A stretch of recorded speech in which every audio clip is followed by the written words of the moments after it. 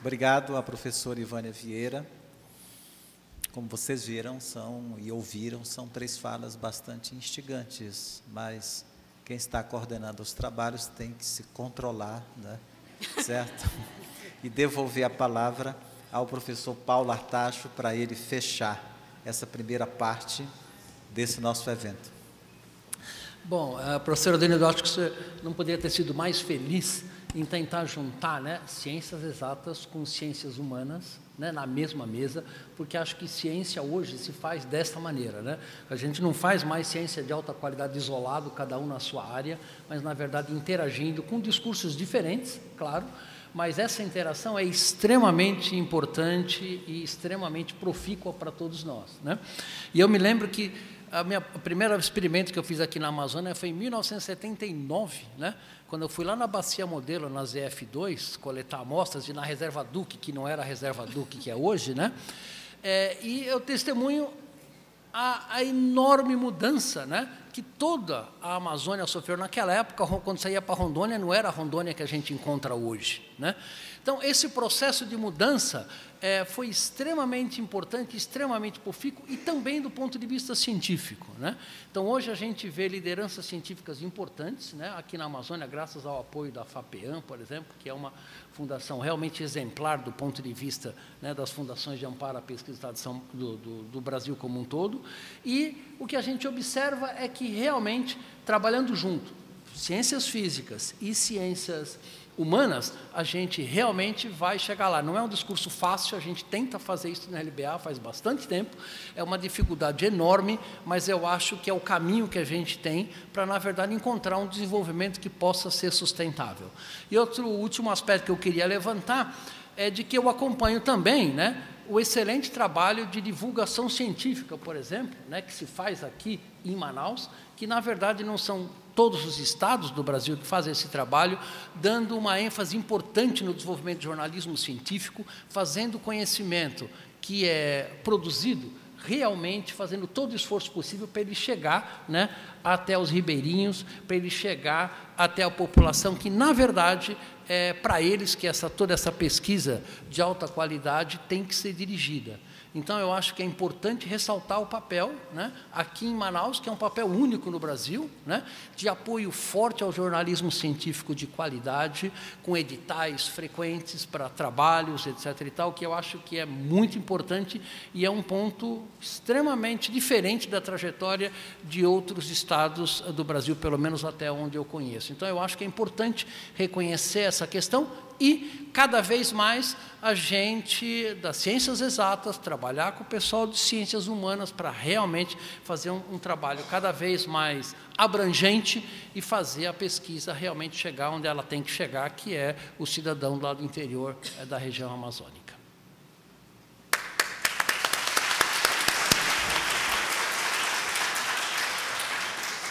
Agradeço, então, ao professor Paulo Artacho, ao professor José Aldemir e à professora Ivânia Vieira, né, por essa enorme contribuição aqui nesse evento. Muito obrigado aos 3.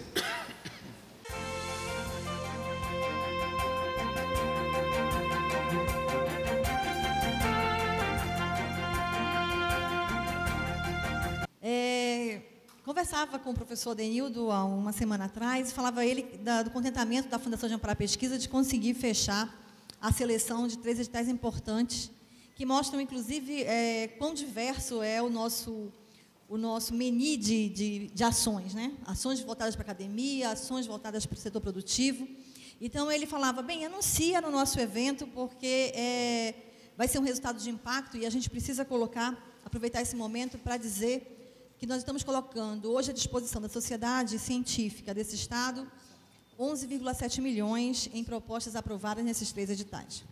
Então, o primeiro edital, a próxima, por favor, que nós vamos estar anunciando aqui, o resultado é de 2,1 milhões, é uma parceria da Fundação de Amparo à Pesquisa com o Conselho Nacional de Pesquisa, né, o CNPq.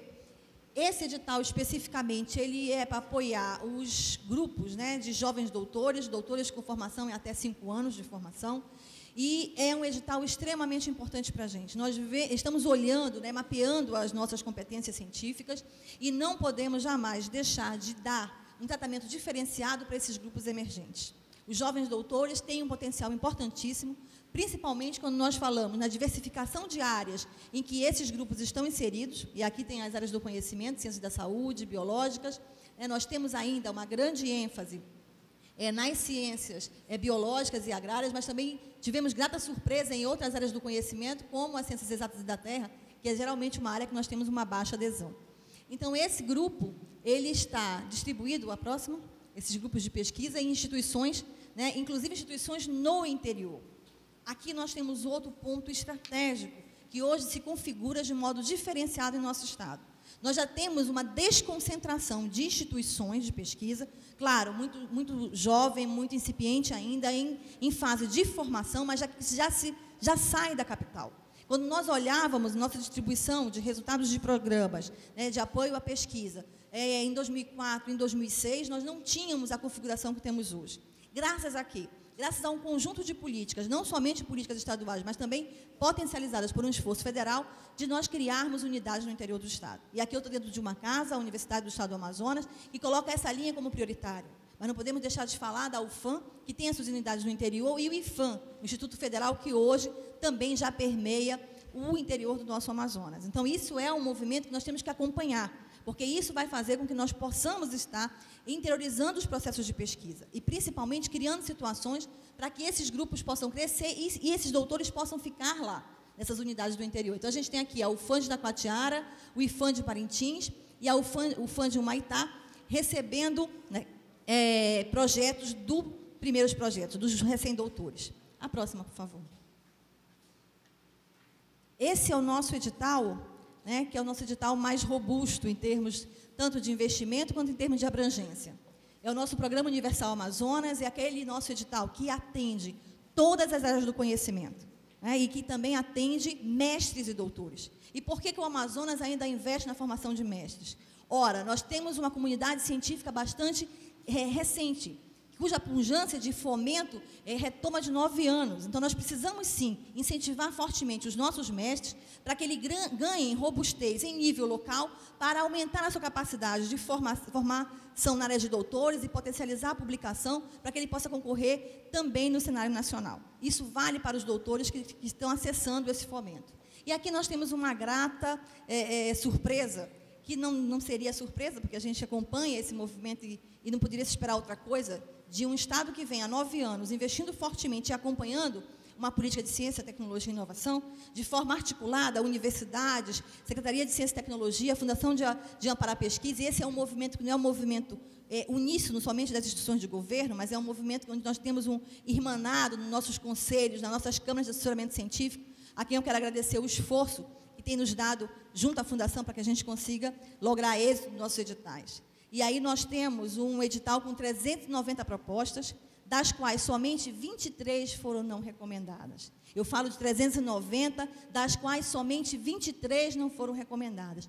Isso é um cenário importante na avaliação da qualidade do mérito. E essa avaliação não se faz no âmbito local, endógeno, não. A nossa avaliação se dá pelos pares e pelos pares de outras regiões. Aqui nesse edital especificamente, com uma forte colaboração da massa crítica científica do Rio de Janeiro, que nos ajudou muito com a colocação de ad-hocs para avaliar esses editais. Mas temos também de todo o restante do país. E nós tivemos, então, aqui uma outra situação em que o Conselho disse, bem, nós temos nota muito boas, avaliações muito boas, e aí eu quero parabenizar a Sociedade Científica Amazônica. Nós estamos muito felizes. Porque ouvir de quem não tem relação conosco, a avaliação de como está o nosso trabalho, e aí eu falo da comunidade científica do Estado do Amazonas, foi muito bom ouvir, estar naquele momento recebendo aquela avaliação. E aí o Conselho tinha para esse edital 5,3 milhões. Mas como nós tivemos uma qualificação das propostas extremamente boa, e aí nós discutimos no Conselho 2 situações. Quando eu lanço um edital, eu tenho todo um investimento. Então, pelo princípio econômico, é mais econômico eu não lançar um novo edital, se eu tenho propostas extremamente bem qualificadas. Já fizemos um esforço hercúleo, porque hoje no Brasil se configura uma situação que modifica o cenário de pareceres ad-hocs sem a remuneração do pesquisador. Então, hoje a gente tem a remuneração de quem emite parecer. A nossa fundação não pratica isso ainda. Então, a gente está num processo de buscar isso. Então, o esforço tem que se fazer para conseguir pareceres. Fez o Conselho ter a seguinte decisão: vamos aportar mais recursos, né? Temos recursos orçamentários e nós ampliamos de 5,3 para 8,3 o nosso edital. E conseguimos aprovar, então, 156 propostas qualificadas nas áreas que aqui aparecem, né? E, de novo, né, ciências biológicas e agrárias é o nosso maior métier, mas também em muitas outras áreas do conhecimento. A próxima. E aqui, mais uma vez, a gente está feliz por conseguir interiorizar. O FAM Humaitá, o EA Parintins e o FAM Itacoatiara também acessaram esse edital, né? Essas propostas. A próxima, por favor. Tivemos 54 propostas de mestres e 102 propostas de doutores aprovadas no âmbito do edital. Todos que estão aqui curiosos, tenho vendo aqui alguns rotinhos de alguns pesquisadores que a gente sabe que podem estar, né, pessoas que demandaram propostas para esses editais. Vocês podem acessar a lista dos contemplados e os valores aportados em cada projeto no www.fapean.gov.am.gov.br. O próximo, por favor, para que eu possa cumprir o prazo, né, o tempo me dado pelo professor Denildo. Nós temos aqui, então, pró-incubadoras. Aqui reside outra ação estratégica que nós vemos alimentando há algum tempo na Fundação. É inegável para esse país que nós precisamos ter uma estratégia de transformar conhecimento em resultado social e econômico. Para a questão do empreendedorismo e do negócio na área da inovação, não podemos jamais descartar o papel que têm os espaços, as incubadoras nesse país. Nesse sentido, numa ação articulada da Secretaria de Ciência e Tecnologia e da Fundação de Amparo à Pesquisa, nós configuramos esse edital e estamos muito felizes com os arranjos encontrados. O grande desafio era: quem já existe, se junte para ficar melhor. Quem já existe vai se juntar para ficar melhor? Faz alguma coisa no interior. Nós precisamos também interiorizar esse movimento de inovação. Quem não tem, é a boa chance de fazer uma incubadora. Então, nós tivemos a grata satisfação de aprovar um projeto da UEA, que vai ter a implantação da sua incubadora. Uma instituição importante, porque a UEA tem os campos no interior. Então, nós entendemos que esse movimento vai ser importante por meio dessa universidade, para criar negócios. As pesquisas, né, as pesquisas nacionais apontam que incubadoras junto às universidades têm um grande potencial, são os espaços onde há maior desenvolvimento de negócios nesse sentido. Tivemos aí a incubadora, o Centro de Incubação e Desenvolvimento Empresarial, trabalhando em parceria com o INPA, que tem uma incubadora, e levando para o município de Tefé, o Instituto Mamirauá, um projeto para potencializar essa rede, né, com os valores aqui apresentados. Temos a FUCAP, que fez uma parceria com a Prefeitura Municipal de Itacoatiara, a UFAM e a Prefeitura Municipal de Altazes. Altazes já tem um embrião de incubadoras, e Itacoatiara está fazendo uma incubadora para potencializar essa rede aqui, com os valores que estão apresentados aqui. O CBA, o nosso Centro de Tecnologia da Amazônia, e a incubadora de negócios do Marta Falcão, e a incubadora de empresas do IFAM, né, numa rede, também potencializando um trabalho para fazer com que esse espaço de incubação possa estar melhor configurado. Então, nesse cenário, nós estamos numa parceria, né, fechando uma parceria com a Amprotec, porque nós vamos ter um processo de acompanhamento desse movimento. E aí eu estou vendo algumas pessoas que são dirigentes de incubadoras que estão aqui na plateia, dizer a vocês que esse desafio é nosso, né, é de vocês, das incubadoras, da Secretaria de Ciência e Tecnologia, da Fundação de Amparo à Pesquisa, e que nesse movimento vai estar entrando conosco a Amprotec, e que nós precisamos acompanhar, para e passo, esse movimento para transformarmos esse espaço das incubadoras do Estado do Amazonas como um espaço de excelência para os negócios inovadores. Doutor Denildo, muito obrigada pelos minutos que o senhor me concedeu, e é sempre um prazer estar com o senhor em eventos como esse. Parabéns aí pela essa iniciativa do portal. Obrigado. Obrigado, Olívia, pelas boas notícias. Eu convido o professor Júlio da Fiocruz. O professor Júlio vai anunciar aqui, formalmente, a segunda turma de pós-graduação Lato Sensu em jornalismo científico, que será oferecida numa parceria entre a Fiocruz, a FAPEAN e a Secretaria de Ciência e Tecnologia. Júlio. Como está na programação, né, eu sei que muitas pessoas têm perguntado, né, quando sairia a segunda turma, quando é que nós teríamos né, essa iniciativa, né, de fazer esse curso. Mas antes disso, eu gostaria apenas de dar uns informes, como é que foi a primeira turma, né? Se a gente fala em segunda, né, e então, rapidamente, dizer que, na verdade, essa parceria entre FAPEAM, SECT e Fiocruz iniciou em 2010, né, quando a gente pensou esse curso. E nós fizemos um evento, né, que foi um evento de um curso de atualização sobre ciência e mídia, como um preparatório exatamente para a gente iniciar, né, esse processo de formação. Então, em 2010 mesmo, nós iniciamos essa turma, fizemos um convite a várias instituições, empresas, né, que lidam com a questão, né, do jornalismo, para indicar pessoas, né, e algumas pessoas que ganharam o prêmio FAPEAM de jornalismo científico também foram contemplados com vagas. E também foi feito também um processo seletivo.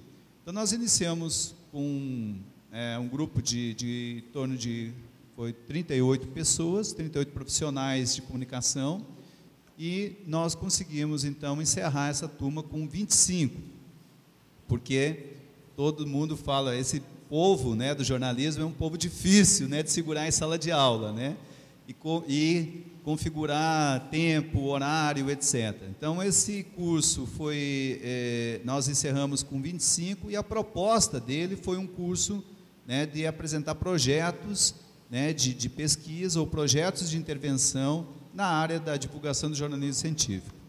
E aí o curso teve uma justificativa muito forte. Dou duas aqui. Primeira é a quantidade de informação e de produtos de ciência que nós temos produzido nesses últimos anos. Então, a professora Olívia apresentou aqui esses 3 editais. A gente tem uma amostra aí do potencial e de quantidade de informações e de pesquisas que são feitas. E a segunda justificativa é que nós estamos na Amazônia, como o professor Paulo aí nos coloca, da quantidade de informação que nós temos que produzir.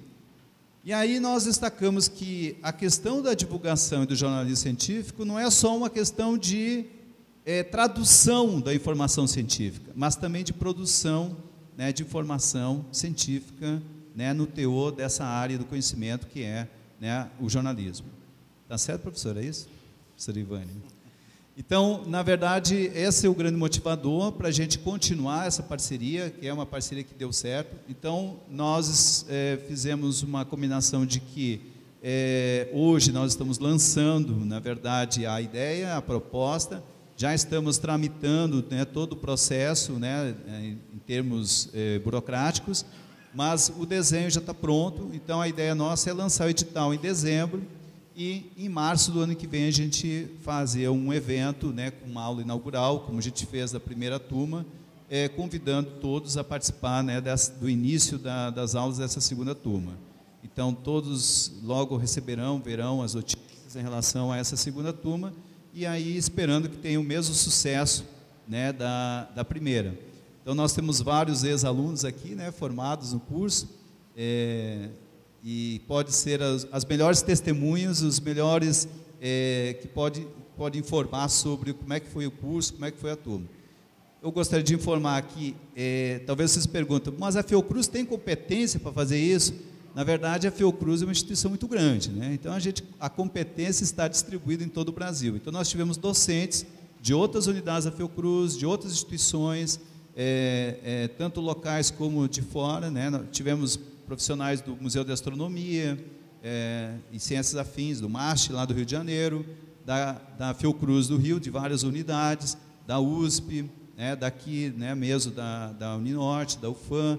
Então, acho que, na verdade, é a Fiocruz, mas a Fiocruz contando, né, com essas relações que nós possuímos, né, tanto dentro da Fiocruz como para fora.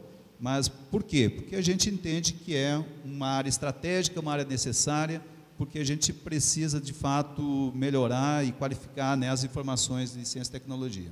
Tá bom? Muito obrigado. Obrigado, Júlio. Júlio, eu estou pensando aqui que a nossa próxima...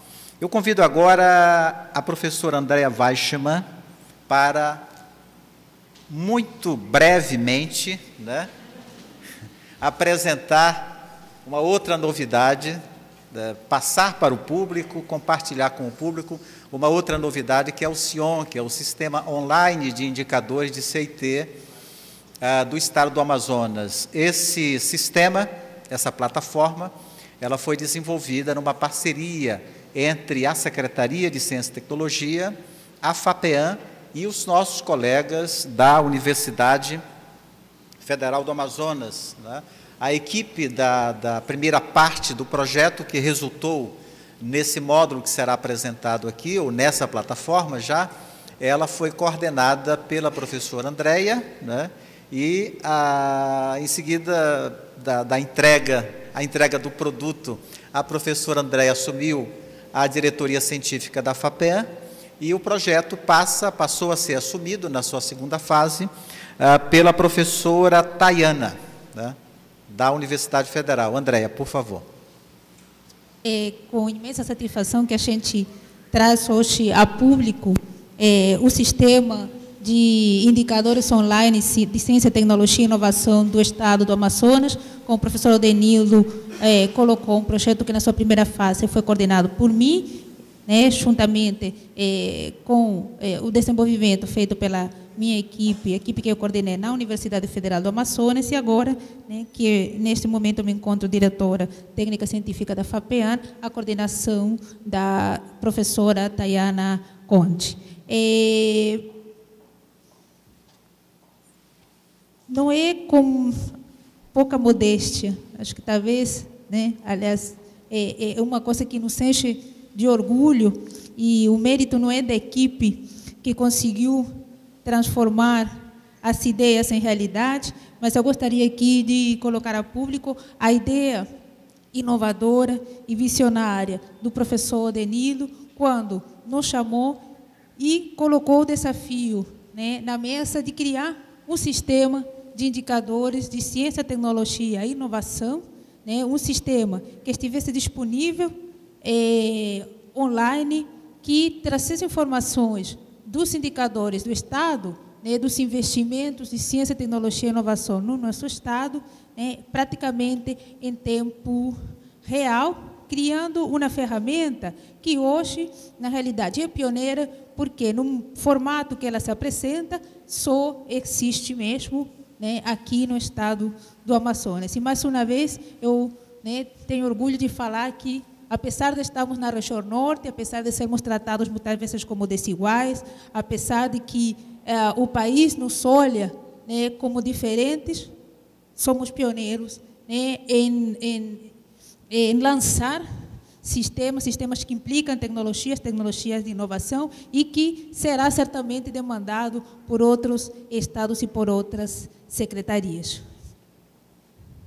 Bom, esse sistema, né, é uma plataforma que permite, então, avaliar a atuação das agências de fomento e das instituições de CTI no Estado do Amazonas. E quando a gente fala das agências de fomento, não só os aportes feitos pelo próprio Estado, né, mas também os aportes feitos pelas agências federais no Estado do Amazonas. E acompanhar, então, os investimentos e a utilização desses recursos no próprio Estado, tornando dessa forma não só as ações, as informações sobre os investimentos transparentes à sociedade, mas também, né, os resultados desses investimentos em ciência, tecnologia e inovação.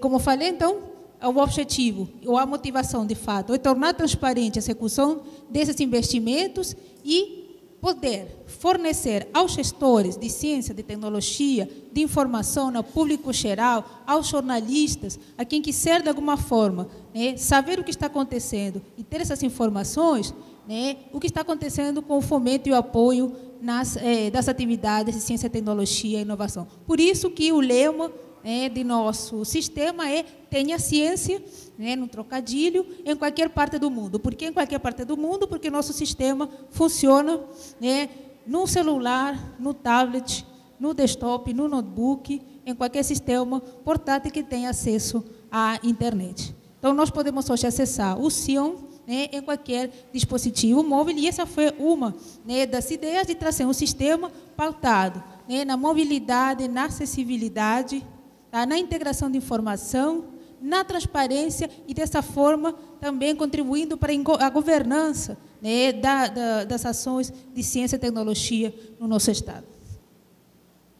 Como que foi composto esse sistema? O sistema hoje integra algumas bases de dados, né, 2 bases principais de informação, né, informações sobre os gastos, os dispêndios em ciência e tecnologia feitos pelo Sistema Federal, que são obtidos do Portal da Transparência do Governo Federal, e informações sobre os investimentos em ciência e tecnologias feitas pelo Estado do Amazonas, que são obtidas do nosso sistema próprio da Fundação, que é o sistema de gestão, né, da Fundação de Amparo à Pesquisa do Estado do Amazonas, né, o sistema SIG-FAPEAN. Coletamos também informações de outras instituições importantes no cenário da ciência, da tecnologia e da inovação, tanto no âmbito nacional como no âmbito regional, como o CNPq, a CAPES, o Instituto Nacional de Propriedade Intelectual, onde a gente obtém todos os dados referentes à inovação tecnológica. Como que a gente trabalha, então, na geração de indicadores? A gente, né, programa robôs, esses robôs coletam de forma automática e nessas bases de dados as informações. Algumas informações, muito poucas, são de entrada manual, principalmente informações que têm uma taxa de renovação extremamente lenta.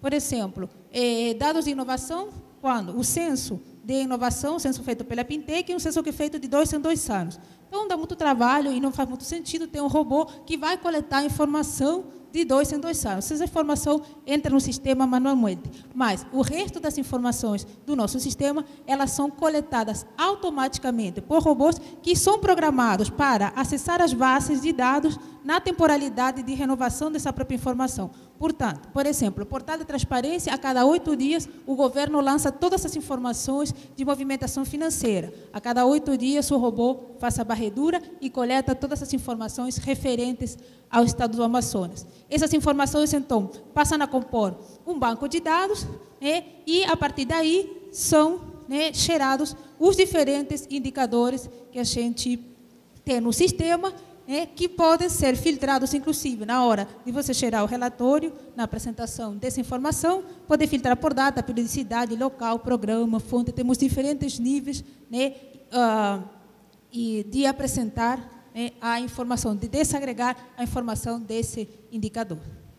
O sistema, então, gera relatórios na forma de gráficos e na forma de tabelas, que são apresentadas no sistema, permitindo avaliar a alocação desses recursos e monitorar o desempenho estadual, né, em ciência, tecnologia e inovação. Bom, podemos, assim, com o sistema, visualizar e analisar tendências, realizar comparações e avaliações do estado da arte de ciência e tecnologia no Estado do Amazonas, porque a gente vai, né, temos séries históricas, e para algumas informações nós vamos começar agora a construção dessas séries históricas, e com essas informações podemos responder as seguintes questões que muita gente se faz quando pensa, bom, né, para onde vai, o que se faz com o dinheiro investido em ciência, tecnologia e inovação no Estado do Amazonas? Primeiro, quanto que a gente está investindo? Quanto recurso está sendo investido em ciência, tecnologia e inovação? Uma vez, o professor Denildo pode colocar isso, né, de uma forma muito melhor do que eu, na reunião, né, estava se comparando o aporte federal e o aporte estadual, e em conversa entre os secretários, né, e cada um fazendo sua continha no lápis do que sabia que era seu orçamento e quanto tinha executado, chegou-se ao número surpreendente de que os aportes estaduais eram superiores aos aportes federais. E a gente teve que fazer, o professor Denildo teve que fazer a sua continha no lápis no meio da reunião para, né, apresentar essa informação, que não foi uma informação estratégica. Hoje a gente tem tudo isso disponível no nosso sistema. Quantos produtos e serviços estão sendo gerados a partir do recurso que estamos investindo? Estamos pagando bolsas. Quantas teses de mestrado, quantas dissertações de mestrado, teses de doutorado nós estamos conseguindo produzir? Quais resultados estão sendo obtidos a partir dos recursos investidos e dos produtos e serviços disponibilizados? E, finalmente, e às vezes o mais difícil de a gente compreender, de entender, os recursos investidos estão mudando o perfil do beneficiário? Como a professora Olivia falou, o resultado do edital universal mostrou que sim, porque tivemos poucas propostas que não foram recomendadas na avaliação de mérito, uma vez que, né, a gente consultou e utilizou, como na realidade consultores ad hoc, pesquisadores de produtividade científica do CNPq de todo o país, mostrando que, né, nós conseguimos, a partir das ações de investimento em ciência, tecnologia e inovação no Estado, né, qualificar melhor o nosso pesquisador na hora de fazer um projeto. Próximo. O sistema tem um apoio ferramental, né? A gente pode aplicar alguns filtros que permitem desagregar os dados para uma visualização mais detalhada por ano, por instituição, por fonte de recurso, por instituição de destino do recurso. E uma coisa também que é inovadora, que outros sistemas não permitem fazer, ele tem uma ferramenta de configuração que permite modificar o gráfico visualizado na tela. Ou seja, hoje tenho que produzir uma matéria para meu jornal e eu quero o gráfico em um formato diferente, em uma cor diferente. Eu não tenho que importar os dados para um Excel e fazer tudo isso. Eu clico no sistema e ele aparece na forma que eu quero, na cor que eu quero, com a letra que eu quero. Além disso, ele permite exportar as informações, seja nas gráficas, seja nas tabelas, que geram esse indicador, né, em diversos, né, formatos, desde Word, PDF, no LibreOffice, Excel, né, imagens para eu compor relatórios, matérias, apresentações. Isso é disponível para o público, não precisa nenhuma senha, nada, é uma ferramenta do próprio sistema para ser usada por todos. Bom, finalmente, depois de falar um pouquinho sobre ele, vamos apresentar o sistema.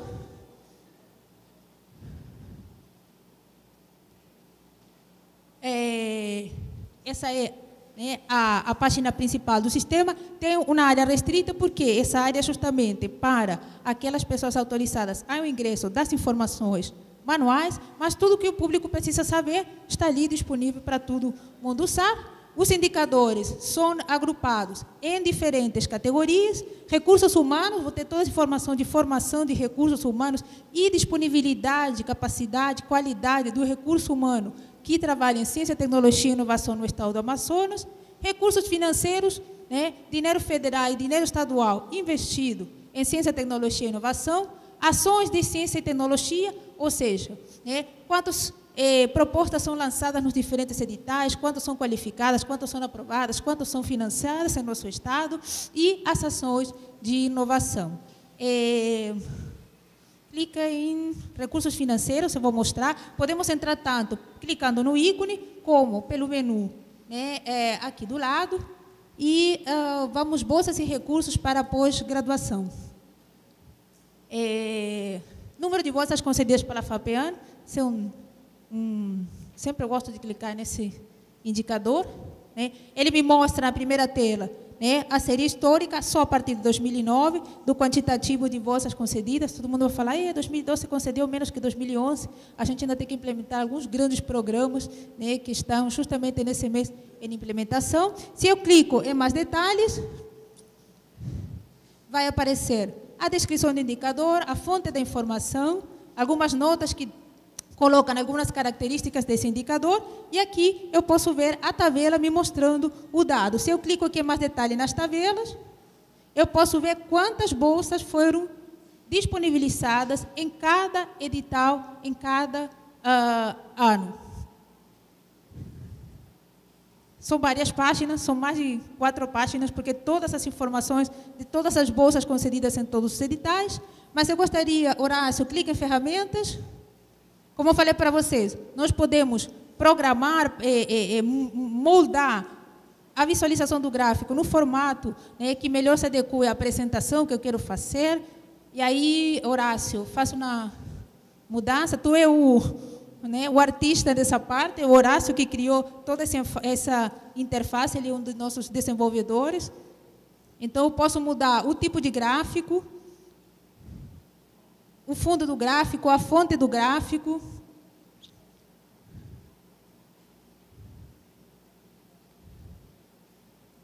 Se eu não quero um gráfico de barra, se quero um gráfico de pizza, eu posso escolher e parametrizar, customizar o gráfico da melhor forma que represente aquilo que eu quero olhar. Também eu posso, depois que fizer isso, salvar, ou seja, exportar essa informação para diferentes em diferentes formatos. Então, posso escolher um Microsoft Office, um Word ou um Excel, e automaticamente ele vai já me trazer o gráfico com toda, inclusive depois as informações do indicador e as informações todas numéricas. Então, eu posso compor relatórios, selecionar minha instituição, puxar os dados da minha instituição e compor facilmente meus relatórios. Eu gostaria de também, rapidamente, passar aos diferentes níveis. Como eu falei para vocês, nós podemos desagregar essa informação, por exemplo, por instituição. Então, posso ter acesso às instituições que têm os diferentes quantitativos de bolsas, e clico aqui em mais detalhes. Eu vou ver quantas bolsas foram recebidas a cada ano por cada uma dessas instituições. Se eu clico ainda em mais detalhes, aqueles outros desagregam e eu tenho todas as instituições, o quantitativo de bolsa que cada instituição recebeu em cada um desses anos.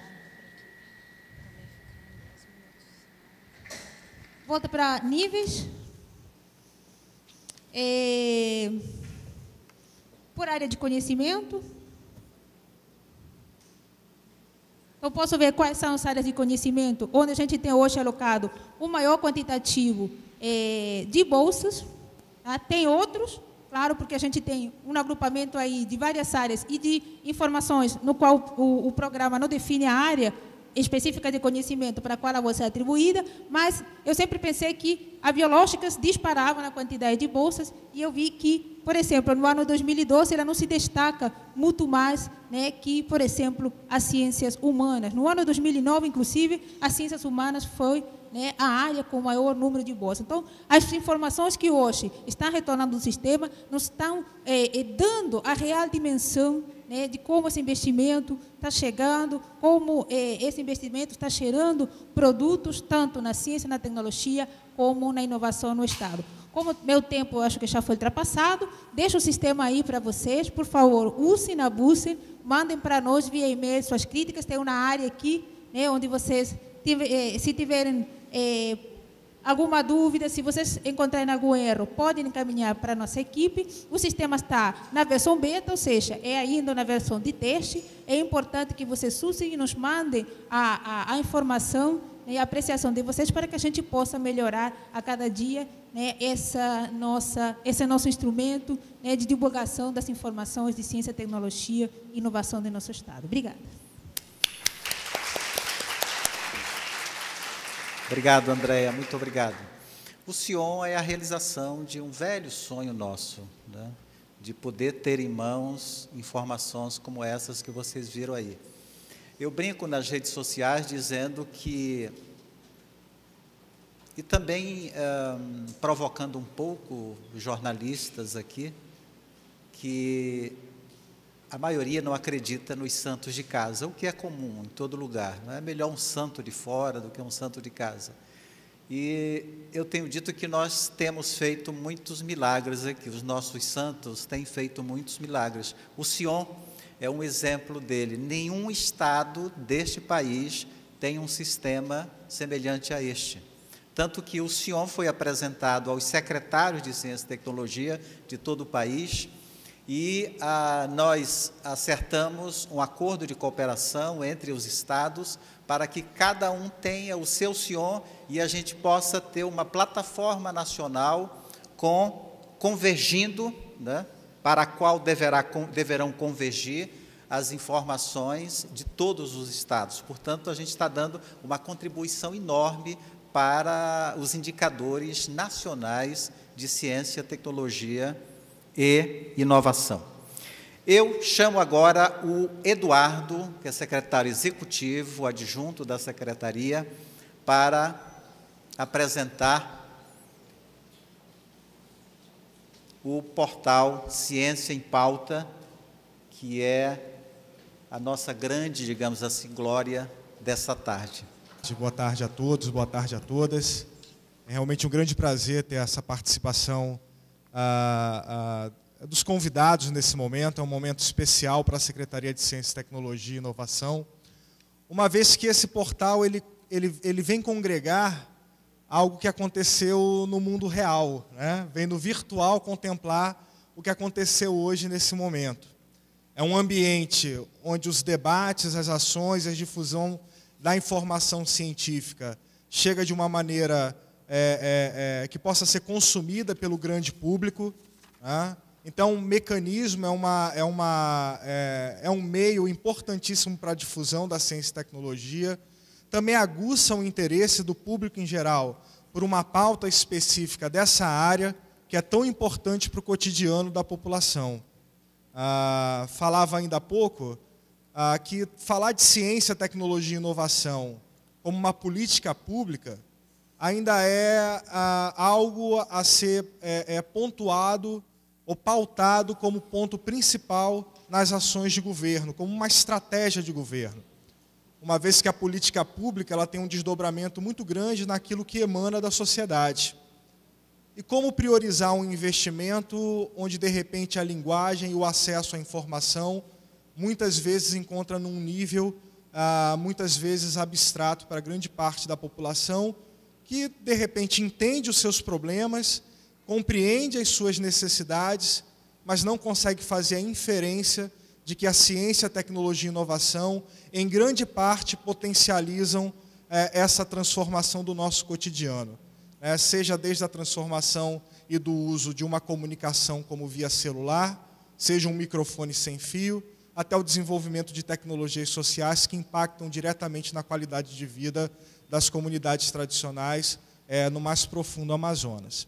Então, esse é o grande objetivo de um portal como esse, né? E nós não estávamos diante de uma missão muito fácil.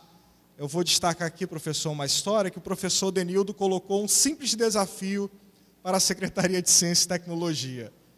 Numa reunião, o simples desafio foi fazer o maior portal de difusão científica do Brasil. Foi esse, professor? Não, foi do mundo. Do mundo, só para... E nós tínhamos um prazo muito grande para isso, né? Eu acrescentei adjacências. E possíveis adjacências, é verdade. É verdade. Para aqueles que defendem os universos paralelos, está aí incluída a missão do portal, né? Então, e tínhamos também um prazo muito comprido para fazer isso, né, professor? Foram 3 anos, né? Não, foram 6 meses desde o projeto inicial até a apresentação desse resultado, a gente, de fato, consolidar uma ideia de extrema importância para a política pública de ciência, tecnologia e inovação do nosso Estado, né? E aqui também conclamar que não só a ideia que foi discutida, eu lembro o momento de discussão e apresentação da ideia, onde até a doutora Ivânia participou, diante dos desafios que tínhamos em relação às expectativas no lançamento desse portal, até porque nós somos uma Secretaria de Estado, estamos fazendo uma informação que ela acaba sendo supragovernamental, uma vez que ela é um canal também de difusão científica, não só para o Estado, mas também para toda a região norte. Então, diante desses desafios que estavam impostos, né, nós estamos apresentando agora o portal Ciência em Pauta. Essa ferramenta, ela tenta aproximar o desenvolvimento de uma área tão importante e estratégica para o nosso Estado da população de uma maneira geral. Eu queria aqui pontuar rapidamente, até por causa do tempo, né, os espaços onde foram contemplados as informações presentes nesse importante espaço. Né? Primeiro que ele ainda é um portal institucional, ainda é um portal da SECT. E desculpa, destacar o que eu falava antes, que foi um portal feito a muitas mãos. Destacar aqui o empenho da Prodan, agradecer ao Tiago pelo empenho da equipe de aceitar o desafio e apresentar o resultado em tão curto espaço de tempo. A TV UFAM, o professor Gilmar também, que acreditou nessa demanda de fazer uma transmissão online qualificada dos eventos de ciência e tecnologia.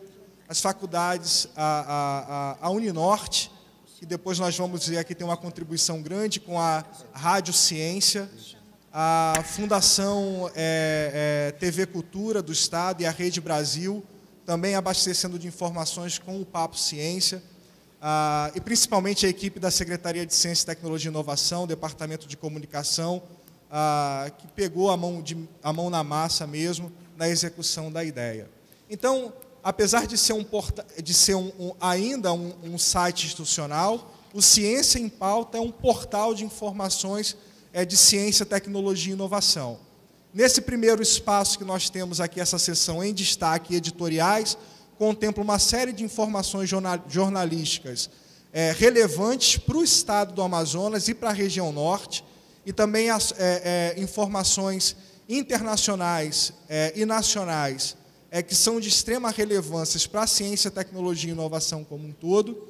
Essa parte de destaque, ela é extremamente ela é móvel, e tem e como o nome já diz, não vou ser redundante, é o destaque das informações que estão sendo passadas nos editoriais.